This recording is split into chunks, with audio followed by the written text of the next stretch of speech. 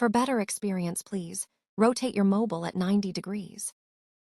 నమస్తే డిఎస్సి అభ్యర్థులారా, DSC preparation 2025కు స్వాగతం. Super fast revision class start చేయడానికంటే ముందుగా మీరు మన ఛానల్కి ఫస్ట్ టైం వచ్చినట్టయితే కనుక ఖచ్చితంగా సబ్స్క్రైబ్ చేసుకుని వీడియోను కంటిన్యూ చేయండి. ఎందుకంటే మన ఛానల్ ద్వారా ఏపీ డిఎస్సి ఎస్జిటికి సంబంధించినటువంటి అన్ని మెథడ్స్ మరియు కంటెంట్కి సంబంధించిన షార్ట్ రివిజన్ నోట్స్ను పీడిఎఫ్ రూపంలో అతి తక్కువ ధరకే అందిస్తున్నాం. ఇప్పటికే 6 మెథడ్స్ మరియు సోషల్ సైన్స్ కంటెంట్, విద్యా దృక్పథాలు, సైకాలజీ, ఎస్జిటి వాళ్లకు రెడీగా ఉంది. మొత్తం 10 సబ్జెక్టులు కలిపి ఒక్కొక్క సబ్జెక్టు 20 నుంచి 25 పేజీల్లో పూర్తయ్యేటట్టుగా తయారు చేశాం. మొత్తం 10 సబ్జెక్టులు కలిపి 125 పేపర్లు మాత్రమే ఉన్నాయి. ఈ పీడిఎఫ్ల ఖరీదు కూడా చాలా తక్కువ, అంటే 250కి అందుబాటులో ఉంది. అంటే ఒక్కొక్క సబ్జెక్టు 25 రూపాయలు మాత్రమే ఉన్నట్టు లెక్క.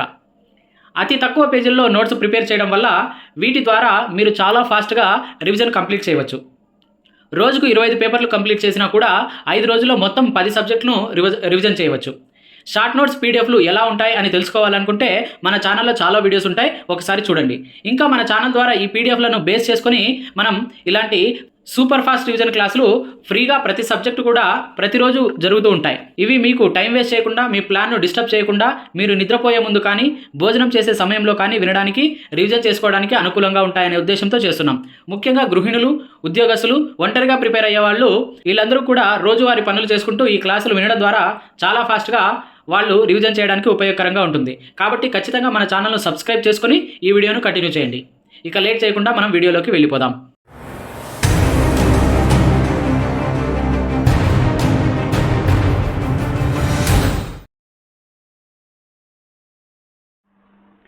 ఏపీడిఎస్సి ఎస్జిటికి సంబంధించి మనం సైన్స్ కంటెంట్లో భాగంగా 33 పేజీల్లో మొత్తం సైన్స్ కంటెంట్ అంటే ఫిజిక్స్, బయాలజీ మొత్తాన్ని కలిపి తయారు చేశాము. అందులో ఇప్పుడు ఫిజిక్స్లో మనం 11వ పేజ్లో ఉన్నామన్నమాట. సో ఈ దీంట్లో కాంతికి సంబంధించినటువంటి అన్ని లెసన్లు కవర్ చేయడం జరిగింది. దీని గురించి మనం డిస్కస్ చేసుకుందాం. కాంతి, నీడలు మరియు పరావర్తనాల గురించి చూసుకుంటే మన చుట్టూ ఉన్నటువంటి అనేక వస్తువులను కాంతి ఉన్నప్పుడు మాత్రమే చూడగలం. కాంతి లేకుండా వస్తువులను చూడలేము. స్వయంగా కాంతినిచ్చే సహజ వస్తువు, స్వయం ప్రకాశిత వస్తువు సూర్యుడు. పగటిపూట సూర్యుని నుంచి వచ్చే కాంతి వలన మనం వస్తువులను చూడగలుగుతున్నాం. స్వయం ప్రకాశిత కాంతి వస్తువులు ఏంటి అంటే తమ సొంత కాంతిని విడుదల చేసే సూర్యుని వంటి వస్తువులను స్వయం ప్రకాశిత వస్తువులు అంటారు. ప్రకాశవంతమైనటువంటి వస్తువులు అంటే సూర్యుడు, టార్చు, విద్యుత్ బల్బు ఇలాంటి వస్తువుల నుంచి వచ్చే కాంతి ఇతర వస్తువులపై పడి మన కంటి వైపుకు ప్రయాణించినప్పుడు మనం ఆ వస్తువులను చూడగలుగుతాం. కాంతి ప్రసారం ఆధారంగా వస్తువులు 3 రకాలు. అవేంటి అంటే పారదర్శక, అపారదర్శక, పాక్షిక పారదర్శక. మనం ఏదైనా వస్తువు ద్వారా స్పష్టంగా చూడగలిగితే అది కాంతిని తమ గుండా వెళ్ళనిస్తుంది. ఆ వస్తువును పారదర్శక వస్తువు అంటాం.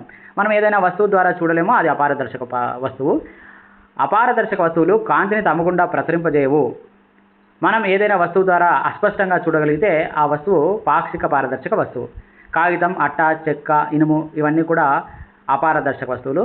అపారదర్శకంగా ఉన్నటువంటి కాగితం, తర్వాత మైనం మొదలైనటివి పాక్షిక పారదర్శక వస్తువులుగా కూడా మనం మార్చవచ్చు అనమాట. అంటే కాగితానికి మనము నూనె పూస్తే అది పాక్షిక పారదర్శకంగా మారుతుంది. ఇంకా కొన్నిసార్లు మైనం కూడా పాక్షిక పారదర్శక వస్తువులాగా మనకు కనిపిస్తుంది అనమాట. ఇంకా నీడలు చూసుకుంటే సూర్యకాంతి లేదా విద్యుత్ బల్బులో కాంతి వలన భూమిపై లేదా తెరపై నీడ ఏర్పడదు. వస్తువుల ఆకారాన్ని సూచించు నల్లని మచ్చ ఆ వస్తువు నీడ అంటారు. సో నీడను చూడటానికి మనకు కాంతిజనకం కావాలి, తర్వాత అపారదర్శక వస్తువులు కావాలి, దాని యొక్క నీడను పట్టి ఉంచడానికి ఒక తెర కావాలి. సో ఆ తెర భూమి కావచ్చు, గోడ కావచ్చు, ఏదైనా కావచ్చు అనమాట. నీడను తెరపై మాత్రమే చూడగలం. నీడలు వస్తువుల ఆకారాల గురించి కొంత సమాచారాన్ని ఇస్తాయి. కొన్నిసార్లు నీడలు వస్తువు యొక్క ఆకారం గురించి మనల్ని తప్పుదోవ పట్టించవచ్చు.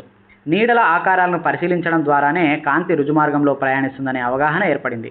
నీడ అనేది కాంతి లేని ప్రదేశం కాబట్టి అక్కడ ఎటువంటి రంగు ఉండదు.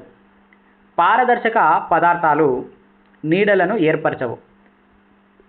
అపారదర్శక పదార్థాలు స్పష్టమైన నీడలను ఏర్పరుస్తాయి. పాక్షిక పారదర్శక పదార్థాలు అస్పష్ట నీడలను ఏర్పరుస్తాయి.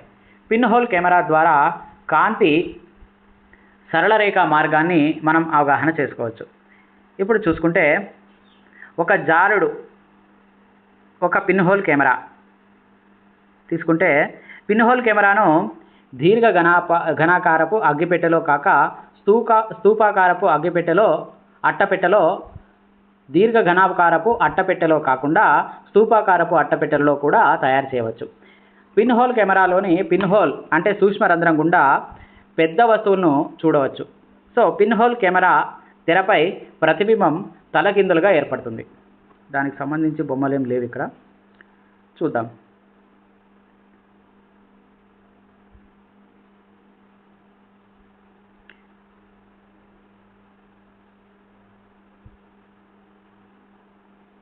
పిన్ హోల్ కెమెరా తెరపై ప్రతిబింబం తలకిందులుగా ఏర్పడుతుంది. తెరపై కొవ్వొత్తి మంట తలకిందులుగా కనపడుతుంది. ఇది కొవ్వొత్తి మంట నీడ కాదు, ఇది దాని యొక్క ప్రతిబింబం. సో తెరపై ప్రతిబింబం తలకిందులుగా ఏర్పడడానికి కారణం ఏంటంటే కొవ్వొత్తి మంట అనేది ప్రతి బిందువు నుంచి కాంతి అన్ని వైపులా రుజు మార్గంలో సరళ మార్గంలో ప్రయాణిస్తుంది. దీని గురించి మనము బొమ్మ రూపంలో ఎక్స్ప్లెయిన్ చేసుకుందాం. అయితే మనకి పిన్ హోల్ కెమెరా గురించి తీసుకుంటే ఈ రకంగా ఒక పెద్ద స్తూపాకారపు గొట్టం ఉంటుంది. ఈ గొట్టంలో చిన్న స్తూపాకారపు గొట్టం ఉంటుంది. దీని మీద మనకి ప్రతిబింబం అనేది పడుతుంది అనమాట. సో ఇది ఒక చిన్న స్తూపాకారపు గొట్టం. దీన్ని అడ్జస్టబుల్ చేయొచ్చు, ముందుకి వెనక్కి, ఇట్లా వెనక్కి ఇట్లా ముందుకి ఈ లోపల ఉండదాన్ని మనం కదల్చవచ్చు అనమాట. సో ఈ దీంట్లో ఇక్కడ చిన్న ఒక రంధ్రం ఉంటుంది. ఈ రంధ్రం గుండా కాంతి అనేది ఇలా వస్తుందన్నమాట. ఇది ఒక సపరేట్గా. నెక్స్ట్ ఇంకొక పాయింట్ చూసుకుంటే, ఇప్పుడు మనకి ఒక పదార్థం ఏదైనా ఉందనుకోండి, లేదంటే ఒక కాంతి జనకం ఉంది, లేదంటే ఏదైనా ఒక వస్తువు తీసుకుంటే అది అన్ని వైపులా కాంతిని ప్రసరింపజేస్తుంది, అన్ని వైపులా పరావర్తనం చెందుతుంది. సో కాబట్టి మనం ఎక్కడున్నా కూడా మనకి ఒక వస్తువు అనేది కనపడుతుంది అనమాట. ఈ సూత్రాన్ని బేస్ చేసుకొని ఇప్పుడు కాంతి అన్ని వైపులా ప్రయాణిస్తుంది, ఒక వస్తువు మీద నుంచి పరావర్తనం చెందుతుంది. దీన్ని బేస్ చేసుకొని ఇప్పుడు మనము ఒక కొవ్వొత్తి మంటను తీసుకుందాం. ఈ కొవ్వొత్తి మంట అనుకుందాం, రివర్స్లో వచ్చింది కదా. సో ఇప్పుడు కొవ్వొత్తి మంట, ఇది కొవ్వొత్తి మంట. ఇక్కడ నుంచి మనకు ఈ బిందువు ఉపరితలం పైన ఉన్నటువంటి ఈ బిందువు నుంచి కాంతి అనేక మార్గాల్లో, అన్ని మార్గాల్లో కూడా ప్రయాణిస్తుంది. అదేవిధంగా ఇట్లా ప్రయాణిస్తే అన్ని రకాలుగా కూడా ప్రయాణిస్తుంది అని మనం మాట్లాడుకుంటాం. ఆ రకంగా ఈ ఉపరితలం మీద ఉన్నటువంటి కాంతి ఇలా ప్రయాణిస్తూ ఏం జరుగుతుందంటే ఇట్లా ప్రయాణిస్తూ ఈ రంధ్రంలోనికి ప్రయాణిస్తుంది. ఈ రంధ్రంలోనికి ప్రయాణించడం వల్ల కాంతి ఇలా వెళ్తుంది. ఇలా వెళ్ళటం వల్ల ఒక కాంతి పుంజం లోనికి వెళ్తుంది. అదేవిధంగా ఇక్కడ నుంచి కాంతి అన్ని రకాలుగా వెదజల్లబడుతూ ఉంటుంది. ఇలా అన్ని దిశలకి వెళ్ళటం వల్ల ఈ రకంగా మనం తీసుకుంటే ఇలా కాంతి వెళ్తూ ఉన్నప్పుడు మనకి ఇక్కడ రంధ్రం గుండా కాంతి ఈ లోపలికి వెళ్తుంది. అయితే మనం ఇక్కడ గమనించాల్సింది ఏంటి, ఈ పైన ఉన్నటువంటి, వేరే కలర్ తీసుకుంటా, ఈ పైన ఉన్నటువంటి కాంతి పుంజం అనేది ఇలా వెళ్ళి కిందకు వెళ్ళింది. ఈ కింద ఉన్నటువంటి కాంతి పుంజం అనేది ఇలా వెళ్ళి రంధ్రం గుండా పైకి వెళ్ళింది. ఈ రకంగా వెళ్ళటం వల్ల మొత్తం ఇక్కడ ప్రతిబింబం అనేది రివర్స్లో ఏర్పడుతుంది. అది ఇక్కడ రివర్స్లో ఏర్పడుతుంది అనమాట.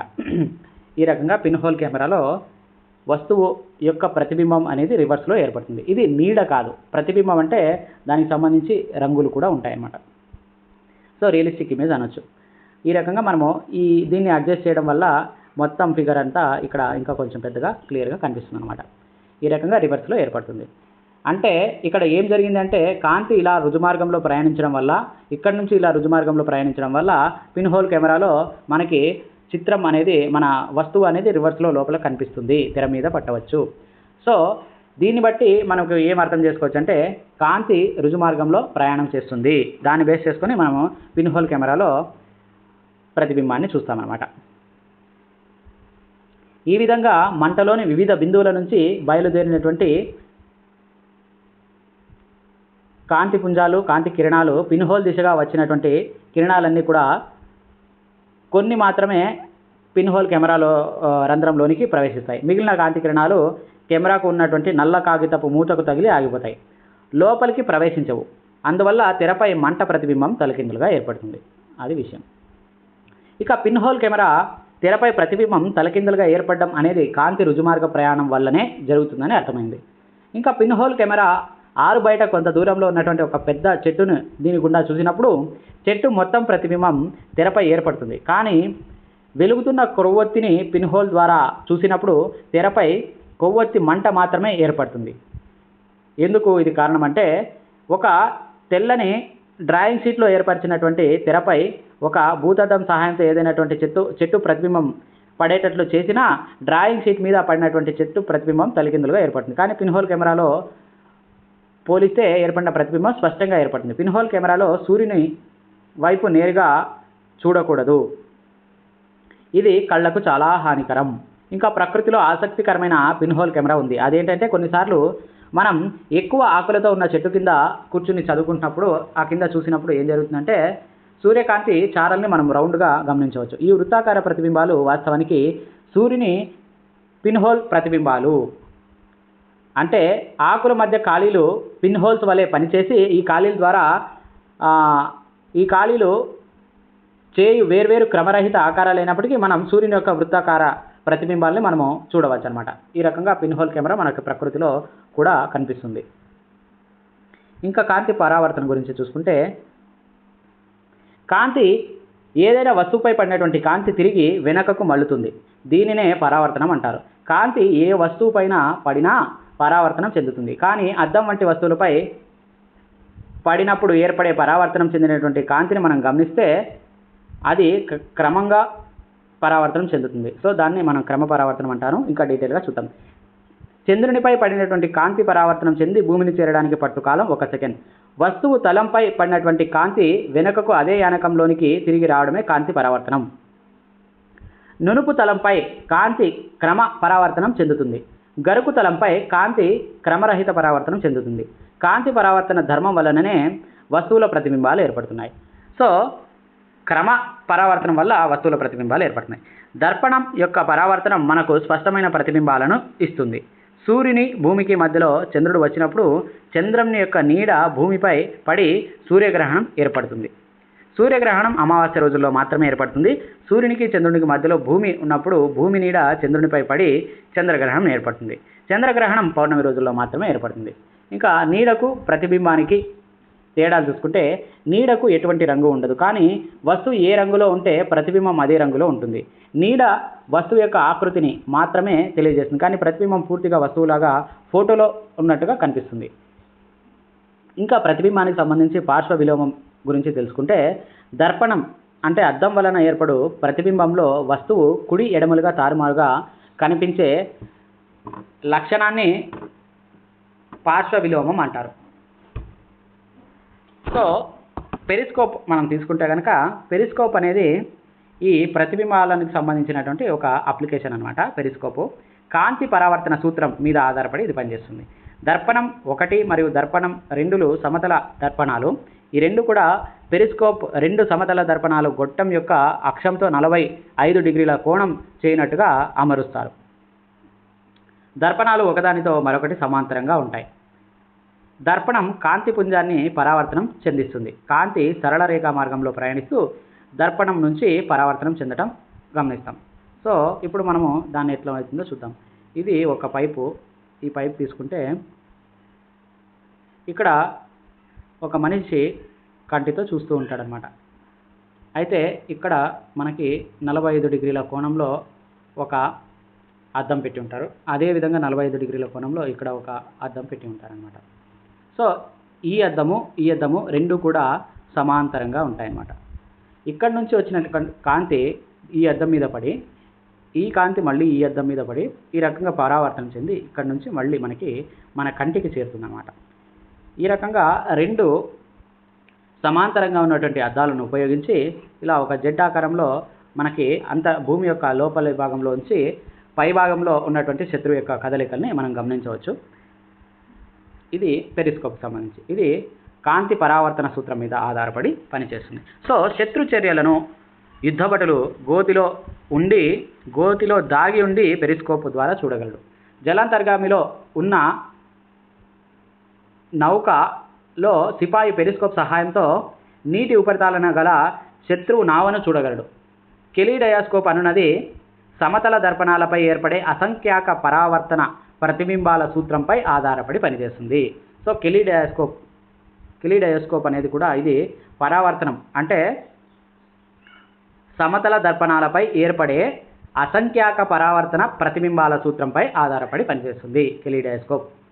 నెక్స్ట్ వచ్చేసి కాంతి పరావర్తనం అంటే మనం ఇంతకుముందే తెలుసుకున్నాం. కాంతి కిరణాలు ఏదైనా యానకంలో ప్రయాణిస్తూ ఒక తలంపై పతనమైనప్పుడు మరలా అదే యానకంలోనికి తిరిగి పంపడాన్ని కాంతి పరావర్తనం అంటారు. కాంతిని పరావర్తనం చెందించే తలాలను పరావర్తన తలాలు అంటాం. కాంతి దిశను మార్చడానికి దానిని మెరిసే తలంపై పడేలా చేయడం ఒక మార్గం. సో నీటి ఉపరితలం కూడా దర్పణంలా పనిచేసే కాంతి యొక్క మార్గాన్ని మార్చుతుంది. దర్పణం కాంతి దిశను మార్చే ప్రక్రియను కాంతి పరావర్తనం అంటారు. ఈ రకంగా కాంతి అనేది ఇలా పడినప్పుడు అది దిశను మారుస్తుంది అన్నమాట. ఈ రకంగా కాంతి అనేది పరావర్తనం చెందుతుంది. దీని గురించి ఇంకా డీటెయిల్గా మాట్లాడుకుందాం.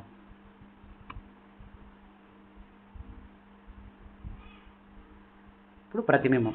ఏదైనా వస్తువును ఒక దర్పణం ముందు కొంత దూరంలో ఉంచినప్పుడు దర్పణం వెనుక అంతే దూరంలో కనిపించే ఆ వస్తువు యొక్క రూపంను ప్రతిబింబం అంటాం. సో ప్రతిబింబాలు కాంతి కిరణాల వల్ల ఏర్పడతాయి. ప్రతిబింబం వస్తువులో ఉండేటువంటి రంగును ప్రతిబింబిస్తుంది. ప్రతిబింబం వస్తువు ఆకృతిని ఖచ్చితంగా చూపించగలుగుతుంది. సమతల దర్పణం ఏర్పరిచే ప్రతిబింబం అనేది నిటారు ప్రతిబింబం. సమతల దర్పణమునకు ముందు వైపున ఉన్నటువంటి వస్తువు వెనుక వైపున కనిపించే ప్రతిబింబం సమాన దూరంలో ఉంటాయి. సమతల దర్పణాలు ఏర్పరిచే ప్రతిబింబంలో కుడి ఎడమలు తారుమారైనట్లు కనిపించును. దీన్ని పార్శ్వ విలోమం అంటారు. వస్తువు ప్రతిబింబము సమాన పరిమాణం కలిగి ఉంటాయి.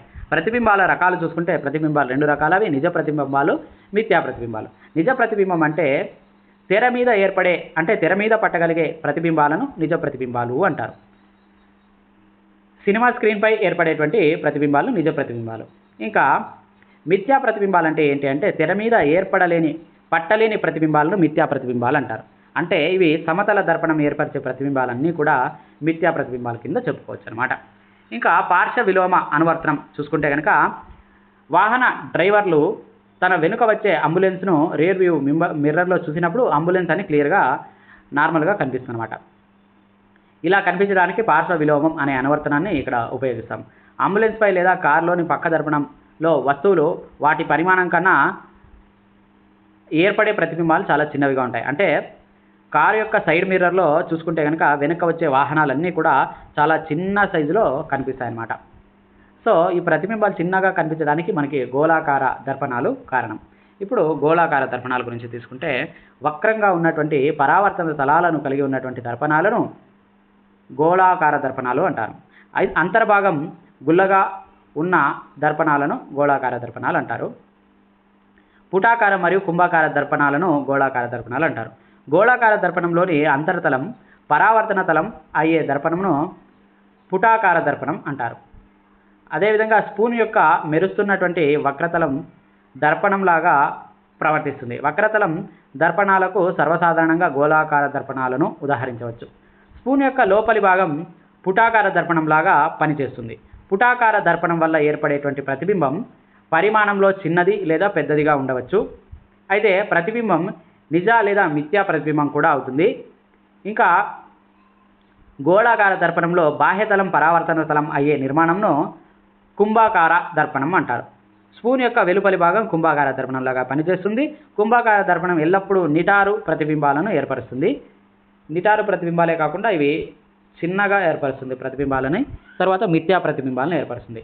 తెరపై పట్టగలిగే ప్రతిబింబాలన్నీ నిజ ప్రతిబింబాలు అంటాం. అలాగే తెరపై పట్టలేని ప్రతిబింబాలను మిథ్యా ప్రతిబింబాలు అంటాం అన్నమాట. సో కుంభాకార దర్పణంలో మనకి ఏం ఏర్పడతాయి? మిథ్యా ప్రతిబింబాలు నిటారుగా ఏర్పడతాయి అన్నమాట, చిన్నగా ఏర్పడతాయి.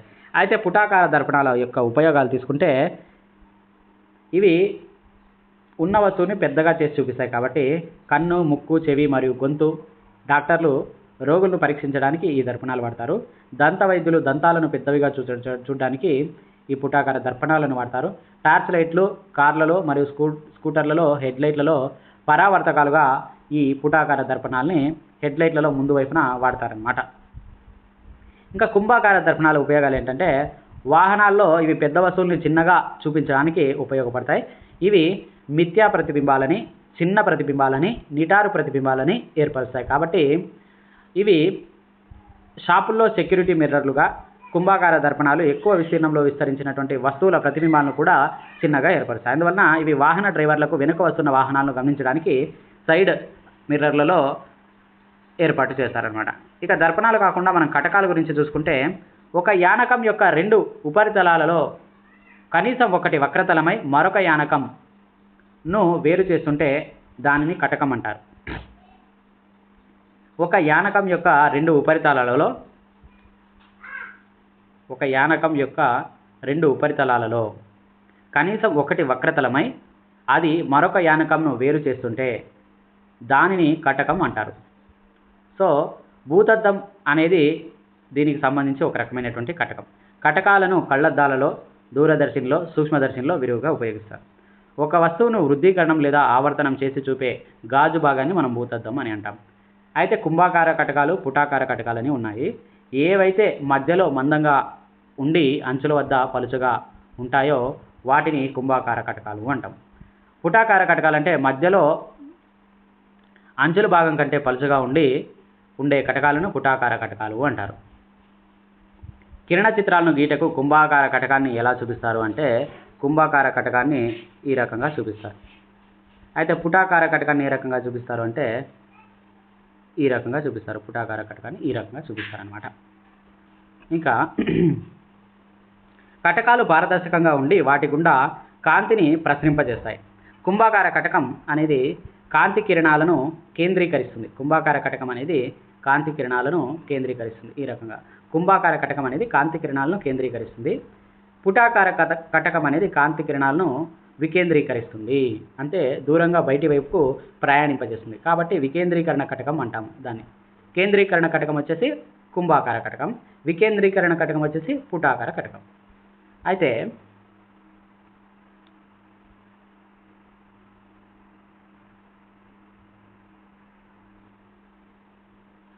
పుటాకార కటకం వల్ల ఏర్పడే ప్రతిబింబాలు ఎల్లప్పుడూ నిటారు వస్తువు కంటే చిన్నదైన మిథ్యా ప్రతిబింబాలు ఏర్పడతాయి. అదేవిధంగా కుంభాకార కటకం వల్ల ఏర్పడేటువంటి ప్రతిబింబాలు తలకిందులుగా వస్తువు కంటే పెద్దదైన మరియు నిజ ప్రతిబింబాలను ఏర్పరుస్తాయి అన్నమాట. ఇంకా ఇంద్రధనస్సు తీసుకుంటే ఇంద్రధనస్సులో 7 రంగులు ఉంటాయి. ఇంద్రధనస్సు ఆకాశంలో వివిధ రంగులలో ఒక విల్లులాగా కనిపిస్తుంది. ఇంద్రధనస్సులోని రంగులు ఎరుపు, నారింజ, పసుపు, ఆకుపచ్చ, నీలం, ఇండిగో మరియు ఊదా. దీన్ని విబ్జిఆర్ అనేటువంటి వర్డ్తో సూచిస్తాం. సబ్బు నీటి బుడగలపై మరియు ఒక సీడీ కాంపాక్ట్ డిస్క్ని సూర్యకాంతి సమక్షంలో ఉంచినప్పుడు దాని ఉపరితలం నుంచి పరావర్తనమైనటువంటి కాంతిలో ఈ రంగులను మనం గమనిస్తాం. సూర్యుని కాంతి 7 రంగుల మిశ్రమం. అంటే సూర్యుని నుంచి వచ్చే తెల్లని కాంతి 7 రంగుల మిశ్రమం అన్నమాట. 7 రంగులు కలిగినటువంటి చక్రాన్ని వేగంగా తిప్పినప్పుడు అందులోని రంగులన్నీ ఒకదానితో ఒకటి కలిసిపోయి చక్రం తెలుపు రంగులో కనిపిస్తుంది. ఇటువంటి చక్రాన్ని న్యూటన్ చక్రం అంటారు. వస్తువును కుంభాకార కటకానికి మరీ దగ్గరగా ఉంచినప్పుడు నిటారు మిథ్యా వృత్తీకరణ ప్రతిబింబం ఏర్పడుతుంది. సో దీన్నే మనం భూతద్దంగా వాడుకుంటాం అన్నమాట. నిటారు మిథ్యా వృద్ధీకరణ ప్రతిబింబం ఏర్పడుతుంది. దీన్నే మనము భూతద్దంలాగా చెప్పుకుంటాం. ఇంకా కాంతి పరావర్తనం గురించి మనం సూత్రాల గురించి మాట్లాడుకుంటే, కాంతి కిరణాలు ప్రయాణిస్తున్న మార్గంలో ఎదురుగా ఉన్న వస్తువుల ఉపరితలంపై పతనమై తిరిగి వెనుకకు మరలుటను కాంతి పరావర్తనం అంటారు. సో ఇక్కడ మనం కొన్ని విషయాలు తీసుకుంటాం. అవి ఏంటి అంటే, ఫస్ట్ పతన కిరణం. అంటే ఇప్పుడు ఒక ఉపరితలం తీసుకుంటాం. ఇక్కడ కాంతి అనేది మనకి ఫస్ట్ కాంతి ఇలా పతన కిరణం అంటాం దీన్ని. సో ఈ రకంగా కాంతి పడినప్పుడు ఇది పతన కిరణం అవుతుంది. తర్వాత పరావర్తన కిరణం అంటే ఏంటి అంటే, ఇక్కడ నుంచి కాంతి మరలి రివర్స్ వెళ్తుంది కదా, దీన్ని పరావర్తన కిరణం అంటాం. సో ఈ కాంతి పతన కిరణానికి పరావర్తన కిరణానికి సంబంధించి చూసుకుంటే, ఇది పతన కోణం ఏది మనకి ఇట్లా లంబంగా మధ్యలో ఈ ఉపరితలానికి లంబంగా ఒక రేఖ గీసినప్పుడు ఈ పతన కిరణానికి ఈ లంబానికి మధ్య ఉన్నటువంటి ఈ కోణాన్ని పతన కోణం అంటాం. తర్వాత ఈ లంబానికి తర్వాత ఈ పరావర్తన కిరణానికి ఉన్నటువంటి ఈ కోణాన్ని పరావర్తన కోణం అంటాం అన్నమాట. సో ఇది లంబము, ఇది ఉపరితలము, ఇది పతన కిరణము, ఇది పరావర్తన కిరణము, ఇది పతన కోణము, ఇది పరావర్తన కోణం. ఇది లంబానికి సంబంధించి ఉంటుందన్నమాట. ఇవి బాగా గుర్తుపెట్టుకోవాలి. కొన్ని పరావర్తన నియమాలు తీసుకుంటే పతన కోణం ఎల్లప్పుడూ పరావర్తన కోణానికి సమానంగా ఉంటుంది. అంటే ఏంటి, మనకి చెప్పినాము ఇది ఉపరితలము, ఇది లంబము, ఇది పతన కిరణము, ఇది పరావర్తన కిరణం. అంటే ఇది ఎల్లప్పుడూ దీనికి ఈక్వల్గా ఉంటుంది అని చెప్తున్నాడు. అలా ఉంటుందంటే ఇవి లంబాలు కాబట్టి ఈ కోణము ఎల్లప్పుడూ ఈ కోణానికి ఈక్వల్గా ఉంటుంది. సో ఈ ఒకటి రెండు సేము, ఈ రెండు కూడా సేమ్గా ఉంటాయన్నమాట. ఈ రకంగా మనం చెప్పుకోవచ్చు. తర్వాత పతన బిందువు వద్ద గీసిన పతన కిరణం, లంబం మరియు పరావర్తన కిరణాలు ఒకే తలంపై ఉంటాయి. సో ఈ పతన కిరణము తర్వాత లంబం యొక్క తర్వాత పరావర్తన కిరణాలన్నీ కూడా ఇవన్నీ ఒకే తలం మీద ఉంటాయి. సో వేరే డైరెక్షన్లోకి వెళ్ళవు, సేమ్ అదే తలం మీద ఉంటాయి. పతన కిరణం మరియు పరావర్తన కిరణం ఎల్లప్పుడూ లంబానికి చెరో వైపున ఉంటాయి. పరావర్తన కిరణాలు ఐ వద్ద నుంచి వచ్చినట్లుగా కనిపిస్తాయి. నిజానికి పరావర్తన కిరణాలు ఐ వద్ద కలుసుకోవు, కానీ అవి అక్కడ కలిసినట్టుగా కనిపిస్తాయి. ఇక్కడ ఓ యొక్క మిథ్యా ప్రతిబింబం ఐ వద్ద ఏర్పడిందని చెప్పవచ్చు. దర్పణంలో ఏర్పడే ప్రతిబింబంలో కుడి ఎడమలు తారుమారు ఒకటును పార్శ్వ విలోమం అంటాం. అంటే దీనికి సంబంధించి మనం ఏం తీసుకుంటామంటే ఒక బొమ్మ ఉంది. ఆ బొమ్మని ఇక్కడ నేను చూపించట్లేదేమో, ఈ బొమ్మని నేను చూపించట్లేదు, అయితే ఒకసారి చూద్దాం. పతన కిరణం మరియు పరావర్తన కిరణం ఎల్లప్పుడూ లంబానికి చెరొక వైపున ఉంటాయి. అయిపోయింది. పరావర్తన కిరణాలు ఐ వద్ద నుంచి వచ్చినట్టుగా కనిపిస్తాయి. దీనికి సంబంధించి మనం బొమ్మ గీస్తే ఇది ఒక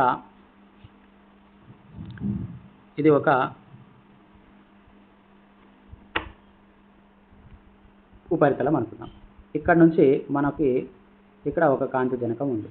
ఈ కాంతి జనకం నుంచి ఇక్కడ ఒక 2 కిరణాలు ఇలా పోతాయి. ఈ 2 కిరణాలకు సంబంధించి పరావర్తన కిరణాలు ఇలా పోతాయి. ఎలా పోతాయంటే ఇలా పోతాయి. సో ఈ రకంగా పోతే మనకి ఇక్కడ దీన్ని ఇలా కొనసాగించవచ్చు అనమాట.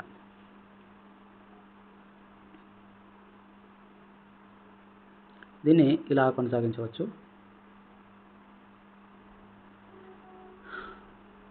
సో మనకి ఇక్కడ నుంచి డిస్టెన్స్ తీసుకుంటే ఇక్కడ నుంచి సేమ్ డిస్టెన్స్ ఉంటుంది. ఇంకా సేమ్ యాజ్ ఇట్ ఈస్గా ఇది ఇక్కడ ఇటువైపు కూడా కనబడుతుంది. ఇక్కడ నుంచి వచ్చినట్టుగానే మనకి అనిపిస్తుంది అనమాట. కిరణాలు అనేటివి ఇలా వెళ్ళి పతనం చెంది మళ్ళీ ఈ రకంగా పరావర్తనం చెందుతాయి అన్నమాట, ఇలా వెళ్తాయి అన్నమాట. అయితే మనకి ఏం కనిపిస్తుందంటే ఈ పరావర్తన కిరణాలు అనేవి ఇక్కడ ఉన్నటువంటి ఈ పరావర్తన కిరణాలు అనేటివి ఇక్కడి నుంచి వచ్చినట్టుగా కనిపిస్తాయి, అన్నమాట. నిజానికి అవి ఇక్కడి నుంచి ఇలా పతనం చెంది ఇలా పరావర్తనం, ఇలా పతనం చెంది ఇలా పరావర్తనం చెందుతాయి. కానీ మనకేం కనిపిస్తుంది, ఇక్కడ నుంచి మనం చూసినప్పుడు మనకి కిరణాలు ఇక్కడ నుంచి డైరెక్ట్గా ఇక్కడ నుంచి ఇలా వచ్చినట్టుగా కనిపిస్తాయి అన్నమాట. కానీ నిజానికి అది సత్యం కాదు. ఇవి పతన కిరణాలు, ఇది పరావర్తనం, ఇది పతన కిరణం, ఇది పరావర్తన కిరణం. ఈ రకంగా మనము గుర్తుపెట్టుకోవచ్చు అన్నమాట.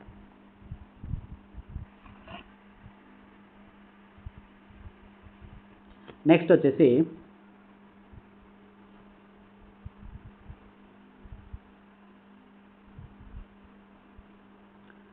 ఇక్కడ ఓ యొక్క మిథ్యా ప్రతిబింబం ఐ వద్ద ఏర్పడింది అని మనం చెప్పుకోవచ్చు. అంటే ఓ అంటే ఏంటి అంటే నేను ఇంతకుముందు బొమ్మ చూపించాను కదా, ఆ బొమ్మని మనం ఇక్కడ తీసుకుంటే ఇక్కడ మనకి ఇది ఓ వద్ద నుంచి వచ్చినటువంటి కిరణాలు ఇలా పడి ఇలా పరావర్తనం చెందుతాయి అనుకుందాం. సో ఇవి ఇక్కడ దీని యొక్క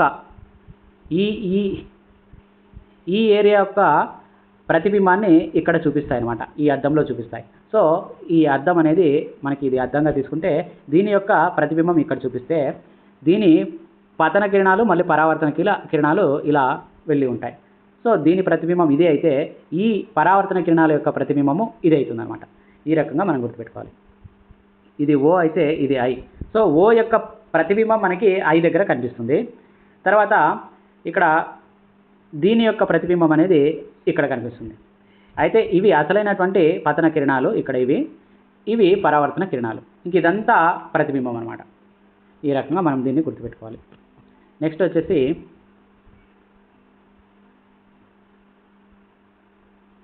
క్రమ మరియు క్రమరహిత పరావర్తనం చూసుకుంటే, క్రమ పరావర్తనం అంటే దర్పణం లాంటి నునుపైన ఉపరితలంపై జరిగే కాంతి పరావర్తనం క్రమ పరావర్తనం అంటారు. ఈ క్రమ పరావర్తనం వల్ల ప్రతిబింబాలు ఏర్పడతాయి. క్రమరహిత పరావర్తనం వల్ల సమాంతర కాంతి కిరణాలు గరుకు లేదా క్రమరహిత తలాలపై నుంచి పరావర్తనం చెందినప్పుడు ఆ పరావర్తన కిరణాలు సమాంతరంగా ఉండవు. ఇటువంటి పరావర్తనంను క్రమరహిత పరావర్తనం అంటారు. సో మనము క్రమ పరావర్తనం అంటే ఇది నునుపు తలం అంటే కనుక అన్ని కిరణాలు ఇట్లా పడతాయంటే ఈ కిరణాలన్నిటి కూడా పరావర్తన కిరణాలు ఇలా నీట్గా వెళ్ళిపోతాయి. సో దీనికి సంబంధించి ఇలా నీట్గా వెళ్ళిపోయినప్పుడు మనకి ప్రతిబింబాలు మనకి కనిపిస్తాయి అన్నమాట. ఇలా కాకుండా మనకి ఒక గరుకు తలం తీసుకున్నప్పుడు ఇక్కడ కిరణాలు ఇలా పడినప్పుడు వీటి కిరణాలు పరావర్తన కిరణాలు వేరే రకంగా వెళ్తాయి అన్నమాట. సో ఇలా పడినప్పుడు వీటి కిరణాలు వేరే రకంగా వెళ్తాయి. ఇప్పుడు మనకి చూసుకుంటే పరావర్తన కిరణాలు మనకి అంత అబ్జర్వ్ చేసే రకంగా ఉండవు. దీన్ని క్రమరహిత పరావర్తనం అంటామన్నమాట. పరావర్తన అంటే పరావర్తన కాంతి వల్లనే మనం అన్ని వస్తువులను చూడగలుగుతున్నాం. సూర్యుని నుంచి వచ్చే కాంతిని చంద్రుడు గ్రహించి పరావర్తనం చెందిస్తాడు. కాబట్టి మనం చంద్రుడిని చూడగలుగుతున్నాం. స్వయంగా కాంతిని ఉద్గారించే వస్తువులను స్వయం ప్రకాశకాలు అంటారు. సూర్యుడు ఇతర వస్తువుల కాంతిలో ప్రకాశించే వాటిని ప్రకాశించే వస్తువులు అంటారు. ఉదాహరణకు చంద్రుడు, గ్రహాలు, అగ్గి, కొవ్వొత్తి యొక్క జ్వాల మరియు విద్యుత్ దీపం వంటివి స్వయంగా కాంతినిచ్చే వస్తువులు. పెరిస్కోప్లో 2 సమతల దర్పణాలను ఉపయోగిస్తారు. పెరిస్కోప్లో 2 సమతల దర్పణాల నుంచి పరావర్తనం చెందిన కాంతి నేరుగా చూడలేని వస్తువులను చూసేలా చేయగలదు. సో పెరిస్కోపులను జలాంతర్గంలోను, ట్యాంకుల్లోను మరియు బంకర్లలో ఉన్నటువంటి సైనికులు బయట ఉన్నటువంటి వస్తువులు చూడడానికి ఉపయోగిస్తారు. ఇంకా బహుళ ప్రతిబింబాలు చూసుకుంటే కనుక కొంత కోణంతో అమర్చబడినటువంటి 2 దర్పణాలు బహుళ ప్రతిబింబాలను ఏర్పరుస్తుంది. కెలిడోస్కోప్ అనేది సమతల దర్పణాలు పై ఏర్పడే బహుళ పరావర్తన ధర్మాలను సూత్రంపై ఆధారపడి ఉంటుంది. అంటే ఇక్కడ ఏంటంటే మనము ఇలా కొంత కోణంలో సమతల దర్పణాలని పెడతామనుకుందాం. ఇక్కడ ఒక వస్తువుని పెడితే ఈ వస్తువు యొక్క ప్రతిబింబం ఇక్కడ పడుతుంది, ఈ వస్తువు యొక్క ప్రతిబింబం ఇక్కడ పడుతుంది. ఈ ప్రతిబింబం మళ్ళీ పరావర్తనం చెంది దీని మీద, ఈ ప్రతిబింబం మళ్ళీ పరావర్తనం చెంది దీని మీద, ఈ ప్రతిబింబం దాని మీద, ఈ ప్రతిబింబం దీని మీద, దీని ప్రతిబింబం దీని మీద, ఇట్లా పరావర్తనం చెంది చెంది చెంది చెంది చెంది మొత్తం అది ఫిల్ అయిపోయి ఒక కలర్ఫుల్ దృశ్యాన్ని మనకి చూపిస్తుంది అనమాట.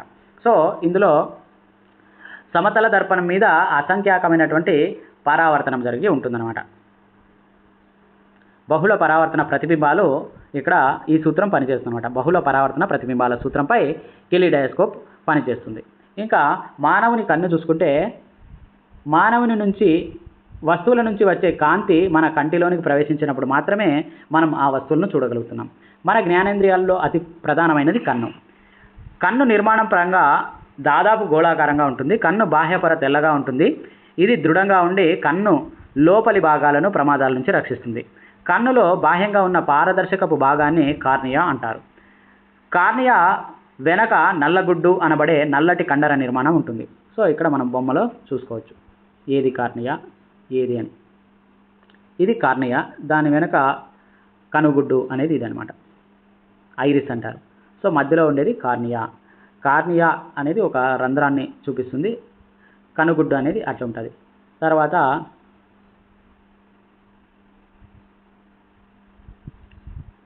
కార్నియా వెనుక నల్లగుడ్డు అనబడే నల్లటి కండర నిర్మాణం ఉంటుంది. ఈ నల్లగుడ్డులో చిన్న ద్వారాన్ని మనము కనుపాప ప్యూపల్ అంటాము. కనుపాప పరిమాణాన్ని నల్లగుడ్డు నియంత్రిస్తుంది. కన్నుకు ప్రత్యేకమైన రంగును ఇచ్చే భాగమే కనుపాప. ఒక వ్యక్తికి పచ్చ కళ్ళు ఉన్నాయని మనం చెప్పినప్పుడు వాస్తవానికి ఆ రంగును ఐరిస్కు ఆపాదిస్తాం. కానీ కంటిలో ప్రవేశించే కాంతి మొత్తాన్ని కనుపాప నియంత్రిస్తుంది. కంటి కనుపాపకు వెనుక భాగాన మధ్యలో ఉబ్బెత్తుగా ఉండేటువంటి ఒక కటకం ఉంటుంది. కటకం కాంతిని కన్ను వెనక భాగాన ఉన్నటువంటి రెటీనా అనబడే పొరపైన కేంద్రీకరింపజేస్తుంది. రెటీనా అనేక నాడీ కణాలను కలిగి ఉంటుంది. నాడీ కణాలు పొందే అనుభూతులు దృక్నాడుల ద్వారా మెదడుకు ప్రసారం చేయబడతాయి. ఈ కణాలు 2 రకాలు. ఈ దృక్నాడులు 2 రకాలు. ఇందులో శంకువులు తర్వాత కోణాలు అనేటువంటివి ఉంటాయి. శంకువులు అనేవి ప్రకాశవంతమైన కాంతికి స్పందిస్తాయి. దండాలు అనేటివి తక్కువ కాంతికి స్పందిస్తాయి. శంకువులు రంగును గుర్తిస్తాయి. దండాలు ఓన్లీ బ్లాక్ అండ్ వైట్. దృక్నాడి మరియు రెటీనా కలిసే చోట ఇంద్రియ కణాలు ఉండవు కాబట్టి ఆ ప్రదేశంలో దృష్టి సాధ్యం కాదు. దీనిని అందబిందువు అంటారు. ప్రతిబింబం వల్ల ఏర్పడినటువంటి ముద్ర రెటీనా నుంచి అంత త్వరగా పోదు. ఇది సెకనులో 16వ వంతు సమయం పాటు అలాగే ఉంటుంది. కాబట్టి కదులుతున్న వస్తువు యొక్క నిశ్చల చిత్రాలు కంటిపై పడే వేగం సెకనుకు 16 కంటే తక్కువ ఉన్నప్పుడు మాత్రమే మనం వస్తువును కదులుతున్నట్టుగా మనం కన్ను గ్రహిస్తుంది. అంతకంటే ఎక్కువగా ఉంటే ఆ వస్తువుని మన కన్ను క్యాచ్ చేయలేదన్నమాట. అది చాలా స్పీడ్గా పోతున్నట్టుగా మన కన్ను మనల్ని భ్రమింపజేస్తుంది. సో మనం స్థిరంగా దాన్ని చూడలేమన్నమాట. ఇంకా సాధారణంగా మానవుని స్పష్టమైనటువంటి దృష్టి కనీస దూరం 25 సెంటీమీటర్లు ఉండాలి. కొంతమంది వ్యక్తులు తమకు దగ్గరగా ఉన్న వస్తువులను స్పష్టంగా చూడగలరు, కానీ దూరంగా ఉన్న వస్తువులను అంత స్పష్టంగా చూడలేరు. దీన్నే హ్రస్వ దృష్టి అంటారు. హ్రస్వ దృష్టి దోషం నివారణకు పుటాకార కటకం వాడుతారు. పుటాకార కటకం అనేది ఏం చేస్తుంది అంటే, పుటాకార కటకం అనేది వస్తువుల యొక్క కిరణాలని చిన్నగా చేసి మిథ్యా ప్రతిబింబాలు ఏర్పరుస్తుంది. సో ఆ రకంగా మనము దూరంగా ఉన్నటువంటి వస్తువులని కూడా చిన్నగా చేసి కంటి మీద స్పష్టంగా చూపించగలుగుతుంది. ఆ రకంగా పుటాకార కటకం వాడటం వల్ల ఆ దృష్టి దోషం సరిచేయవచ్చు. తర్వాత దూరంగా వస్తువులను బాగా చూడగలరు, కానీ దగ్గరగా ఉన్నటువంటి వస్తువులను కొంతమంది చూడలేరు. ఇట్లాంటి దాన్ని దీర్ఘదృష్టి అంటారు. సో దీర్ఘదృష్టి దోషం నివారణకు కుంభాకార కటకం వాడతారు. కుంభాకార కటకం వాడటం వల్ల కూడా ఈ దీర్ఘదృష్టి దోషం తొలగిపోతుంది. సో వయసు రీత్యా కంటి కటక సర్దుబాటు సామర్థ్యం తగ్గిపోతుంది. దృష్టి లోపంను చత్వారం అంటారు. చత్వారం దోషాన్ని నివారించుటకు ద్వినాభ్యంతర కటకాన్ని వాడాలి. వృద్ధాప్యంలో కంటి చూపు మసకబారిపోయే చత్వారం కంటిలోని కటకం బిగుసిపోయి ఉండటం వల్ల ఏర్పడుతుంది. ఇలా జరిగినప్పుడు ఆ వ్యక్తులు శుక్లాలు ఉన్నట్టు చెబుతారు. దీనితో వారు చూపును కోల్పోతారు. కొన్నిసార్లు ఇది తీవ్రంగా ఉంటుంది. ఈ లోపానికి చికిత్స చేయడం సాధ్యమే. అపారదర్శక కటకాన్ని తొలగించి కృత్రిమమైనటువంటి కొత్త కటకాన్ని దాని స్థానంలో అమర్చుతారు. మానవుని కన్ను దృష్టి ప్రతిస్పందన అనే నియమంపై ఆధారపడి పనిచేస్తుంది. ఆహారంలో విటమిన్ ఏ లేకపోవడం వంటి అనేక కంటి సమస్యలకు కారణమవుతుంది. వాటిలో అత్యంత సాధారణమైనది రేచీకటి. క్యారెట్, బ్రకోలీ మరియు ఆకుపచ్చ కూరగాయలు, పాలకూర వంటివి మరియు క్వార్ట్జ్ నూనెలు విటమిన్ కాడ్ లివర్ నూనెలు విటమిన్ ఏను పుష్కలంగా కలిగి ఉంటాయి. వీటిని తీసుకోవాలి. గుడ్లు, పాలు, పెరుగు, జొన్న, వెన్న, బొప్పాయి మరియు మామిడి వంటి పండ్లలో కూడా విటమిన్ ఏ పుష్కలంగా ఉంటుంది. ఇవన్నీ తినడం వల్ల మనము విటమిన్ ఏ లోపాన్ని సరిచేసుకోవచ్చు. దృష్టి లోపం ఉన్నవారు ఉపయోగించుకునే వనరులలో అత్యంత ప్రజాదరణ పొందినటువంటి వనరు బ్రెయిలీ లిపి. స్వయంగా దృష్టి లోపం ఉన్న వ్యక్తి ఇటువంటి లూయిస్ బ్రెయిలీ దృష్టిలోపం ఉన్న వ్యక్తుల కోసం ఒక వ్యవస్థను అభివృద్ధి చేసి 1821లో ప్రచురించారు. ప్రస్తుతం ఉన్నటువంటి పద్ధతిని 1932లో ఆమోదించారు. సాధారణంగా భాషలు, గణితం మరియు శాస్త్రీయ సంజ్ఞల కోసం కూడా బ్రెయిలీ కూడా అందుబాటులో ఉంది. బ్రెయిలీ పద్ధతిలో 63 చుక్కల నమూనా లేదా గుర్తులు ఉంటాయి. ప్రతి ఒక్క గుర్తు ఒక అక్షరాన్ని కానీ, అక్షరాల కలయికను కానీ, సాధారణ పదం లేదా వ్యాకరణ గుర్తులను కానీ 3 చుక్కలు 2 అడ్డు వరుసలలో చూపిస్తూ 2 చుక్కల్ని అమర్చబడి ఉంటాయి. కొన్ని ఆంగ్ల అక్షరాలు మరియు కొన్ని సాధారణ పదాలను సూచించే చుక్కల నమూనాలు కింద ఇవ్వబడ్డాయి. అవి మనం చూసుకోవచ్చు. తర్వాత బ్రెయిలీ షీట్లపై ఉబ్బెత్తుగా చిత్రీకరించబడి ఈ నమూనాలు దృష్టిలోపం ఉన్నవారు తాకడం ద్వారా పదాలను గుర్తించడంలో ఇది సహాయపడుతుంది. సులభంగా తాకడానికి వీలుగా చుక్కలను కొద్దిగా పైకి ఉబ్బెత్తుగా ఉండేటట్టు చేస్తారు. దృష్టిలోపం ఉన్న దివాకర్ అనే బాలమేధావి గాయకుడుగా అద్భుతమైన ప్రదర్శనలు ఇచ్చారు. పుట్టుకతో పూర్తి అందుడైనటువంటి రవీంద్ర జైన్ సంగీత ప్రభాకర్ డిగ్రీని అలహాబాద్ నుంచి పొందాడు. ఇతను పాటల రచయితగా, గాయకుడిగా మరియు సంగీత స్వరకర్తగా తన ప్రతిభను ప్రదర్శించారు. లాల్ అడ్వాణి ఇతను స్వయంగా దృష్టిలోపం ఉన్నటువంటి వ్యక్తి. ఈయన భారతదేశంలో వికలాంగుల కోసం ప్రత్యేక విద్య మరియు పునరావాసం కోసం ఒక సంఘాన్ని స్థాపించారు. అంతేకాకుండా ఇతను యునెస్కోలో బ్రెయిలీ సమస్యలపై భారతదేశపు తరపున ప్రాతినిధ్యం వహించారు. హెలెన్ ఏ కెల్లరీ ఒక అమెరికా రచయిత్రి మరియు ఉపన్యాసకురాలు. ఈమె దృష్టి సమస్య ఉండి కూడా అత్యంత ప్రసిద్ధి చెందినటువంటి మరియు స్ఫూర్తిదాయకమైనటువంటి వ్యక్తి. ఈమె కేవలం 18 నెలల వయసులో చూపును కోల్పోయారు. కానీ ఈమె సంకల్పం మరియు ధైర్యం కారణంగా విశ్వవిద్యాలయం నుంచి గ్రాడ్యుయేట్ పూర్తి చేయగలిగారు. ఈమె the story of my life 1903లో సహా అనేక పుస్తకాలను రాశారు. కటకరహిత ఉపకరణాలలో దృశ్యోపకరణాలు, స్పర్శ ఉపకరణాలు మరియు ఎలక్ట్రానిక్ ఉపకరణాలు ఉంటాయి. అంటే కాంటాక్ట్ లెన్స్ దృశ్య ఉపకరణాలు అంటే, స్పర్శ ఉపకరణాలు అంటే మనం కాంటాక్ట్ లెన్స్ అంటాము. స్పర్శను ఉపయోగించడం ద్వారా శ్రవణ ఉపకరణాలు వినికిడి భావాన్ని ఉపయోగించడం మరియు ఎలక్ట్రానిక్ ఉపకరణాలు ఉంటాయి. సో దృశ్యోపకరణాలు పదాలను ఆవర్తనం చేసి తగిన కాంతి తీవ్రతతో సరైన దూరంలో ఉండేలా చేస్తాయి. స్పర్శ ఉపకరణాల్లో ఉండేటువంటి బ్రెయిలీ పలక, పాలిస్టైరస్లు దృష్టిలోపం ఉన్నవారు నోట్స్ రాసుకోవడానికి, చదువుకోవడానికి ఉపయోగపడతాయి. ఇంకా శ్రవణ ఉపకరణాలు అనేటువంటి క్యాసెట్లు, టేప్ రికార్డులు, మాట్లాడే పుస్తకాలు వంటి పరికరాలు కూడా ఉంటాయి. ఎలక్ట్రానిక్ ఉపకరణాల్లో గణ ప్రక్రియలు చేయడానికి మాట్లాడే క్యాలిక్యులేటర్ మరియు కంప్యూటర్లు కూడా ఉంటాయి. సీసీటీవీ కూడా ఒక ఎలక్ట్రానిక్ ఉపకరణం. ఇది ముద్రించబడిన వాటిని తగినంత మరియు ప్రకాశవంతంగా పెద్దవిగా చేసి చూపుతాయి. మనకు కావాల్సినటువంటి వాచకాన్ని వినడానికి, రాసుకోవడానికి ఈ రోజుల్లో ఆడియో సీడీలు మరియు వాయిస్తో కూడినటువంటి కంప్యూటర్లు చాలా బాగా ఉపయోగపడతాయి. దృక్ సహిత ఉపకరణాలలో ద్వినాభ్యంతర కటకాలు, స్పర్శ కటకాలు, రంగు కటకాలు, వృద్ధీకరణలు మరియు టెలిస్కోపులు ఉంటాయి. కటకాలను ఒకదానితో ఒకటి కలిపి దృశ్య పరిమితులను సరిచేయడానికి ఉపయోగిస్తారు. చాక్ బోర్డును మరియు తరగతి గదిలో ప్రదర్శనలు చూడడానికి దూరం నుంచి చూడగలిగే టెలిస్కోప్ ఉపకరణాలు కూడా సహాయపడతాయి. కాంతి విక్షేపణం అనగా తెల్లని కాంతి వివిధ రంగులుగా విడిపోవు దృగ్విషయాన్ని కాంతి విక్షేపణం అంటారు. ఇంద్రధనస్సు కాంతి విక్షేపణం చూపే సహజ ప్రక్రియ. ఒక కణం శోషించుకున్నటువంటి కాంతిని తిరిగి అన్ని దిశలలో వేర్వేరు తీవ్రతలతో విడుదల చేయు ప్రక్రియే కాంతి పరిక్షేపణం. పీత కళ్ళు చాలా చిన్నవిగా ఉంటాయి కానీ వీటితో పీత తన చుట్టూ చూడగలదు. కాబట్టి శత్రువు వెనక నుంచి వచ్చిన పీత పసిగట్టగలదు. సీతాకోక చిలుకకు వేలాది చిన్న కళ్ళతో రూపుదిద్దుకున్నట్టు కనిపించే పెద్ద కళ్ళు ఉంటాయి. ఇవి ముందుకు మాత్రమే కాకుండా వెనకకు కూడా చూడగలవు. నిశాచారి గుడ్లగూబ రాత్రులందు బాగా చూడగలదు కానీ పగలు సరిగ్గా చూడలేదు. పగటి పక్షులు గద్ద, డేగ బాగా చూడగలవు, రాత్రి చూడలేవు. గుడ్లగూబకు పెద్ద కార్నియా మరియు ఒక పెద్ద కంటిపాప ఉండి ఎక్కువ మోతాదులో కాంతి ప్రవేశించేలా చేస్తుంది. అలాగే దాని రెటీనాపై ఎక్కువ సంఖ్యలో దండాలు ఉండి తక్కువ సంఖ్యలో శంకువులు ఉంటాయి. పగటిపూట తిరిగే పక్షులకు ఎక్కువ శంకువులు, తక్కువ దండాలు ఉంటాయి. ఒక స్థిరమైన తరంగ దైర్ఘ్యం ఉన్న కాంతిని రంగు అంటారు. ఇవి ఈ కాంతికి సంబంధించినటువంటి విశేషాలు. అయితే ప్రాచీన కాలంలో అద్దాలు ఆయుధాలుగా యుద్ధాల్లో ఉపయోగించేవారు. ఆర్కిమెడిస్ గ్రీకు దేశానికి చెందిన వారు 2000 సంవత్సరాలకు పూర్వం గ్రీస్ తీర ప్రాంతమైనటువంటి సిరక్యూస్పై దాడి చేసినప్పుడు దర్పణాలను ఒక క్రమంలో పేర్చి వాటిని ఎలా కదిలించినా సూర్యుని కిరణాలు రోమ సైనికులపై పడే విధంగా అమర్చారు. వారి మీద పడినటువంటి సూర్యకిరణాలతో వారి అబ్బురపడి తికపక పడేవారు, దూరంగా పారిపోయేవారు. ఈ రకంగా దర్పణాలు అప్పట్లో యుద్ధాల్లో ఉపయోగపడ్డాయన్నమాట. ఇది కాంతికి సంబంధించినటువంటి లెసన్. సో ఈ కాంతికి సంబంధించి ఇది చాలా ఇంపార్టెంట్ టాపిక్. కుంభాకార కటము కేంద్రీకరణటువంటి కటకము, పుటాకార కటము వికేంద్రీకరణ కటకం అనమాట. దీన్ని బాగా గుర్తుపెట్టుకోండి.